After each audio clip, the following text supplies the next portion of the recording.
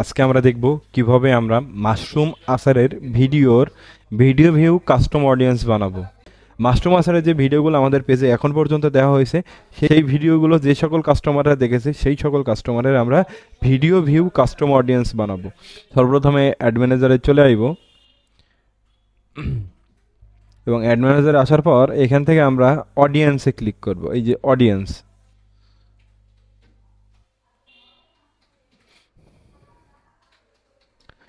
অডিয়েন্সে আসার পর এখান থেকে অ্যাকাউন্ট সিলেক্ট করে নিতে হবে যে আমরা কোন অ্যাকাউন্টের কাস্টম অডিয়েন্স বানাতে চাচ্ছি। তো এখানে বর্ণবাজার আছে, আমি বর্ণ অ্যাকাউন্টে চলে যাব। বর্ণ অ্যাকাউন্টে আমি মাশরুম আচারের কাস্টম অডিয়েন্স বানাবো যারা আমাদের 50% ভিডিও দেখেছে।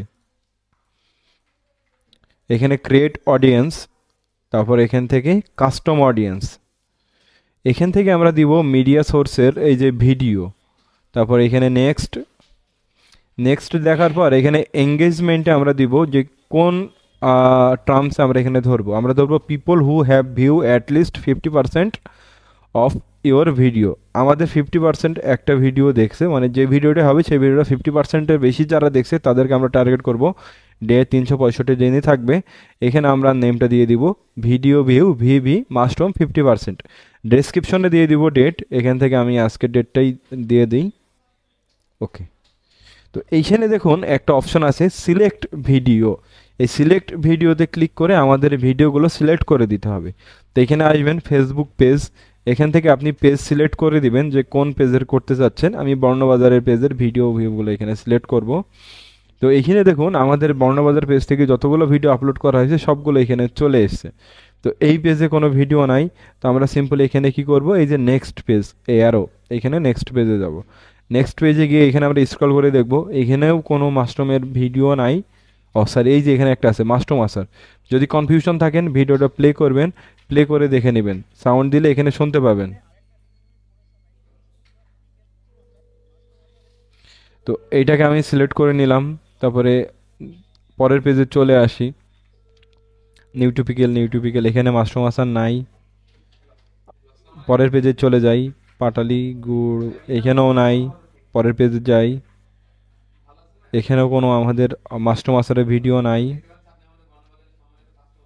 এই যে এটা হচ্ছে মাশরুম, 1 লক্ষ কাস্টমার নিয়মিত অর্ডার করছে, এটা হচ্ছে আমাদের মাশরুম আচারের।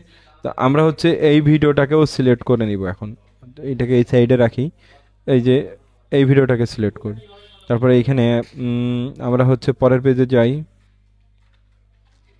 এই যে এটা মাশরুমের ভিডিও, এগুলো গুড়ের, এগুলো সিলেক্ট করব না। এটা মাশরুমের ভিডিও, কনফিউশন হলে ভিডিও দেখে নেবেন। এটা মাশরুমের ভিডিও, এটাও মাশরুমের ভিডিও। পরের পেজে যাই। এইভাবে আপনাকে প্রতিটা ভিডিও যেই প্রোডাক্টের কাস্টম অডিয়েন্স করতে চাচ্ছেন সেই প্রোডাক্টের যতগুলো ভিডিও পেজে আছে সবগুলো সিলেক্ট করে দিবেন। তা আমি এখানে মাশরুমের যেহেতু কাস্টম অডিয়েন্স বানাচ্ছি, মাশরুমের যতগুলো ভিডিও পেজে আছে সেই ভিডিওগুলো আমরা এখানে অ্যাড করে দিব। যেমন এই যে এখানে একটা মাশরুম আচারের ভিডিও।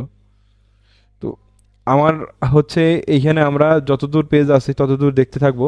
তো মাশরুম যেহেতু নতুন প্রোডাক্ট, এই প্রোডাক্টের ভিডিও এরপরে আর নাই।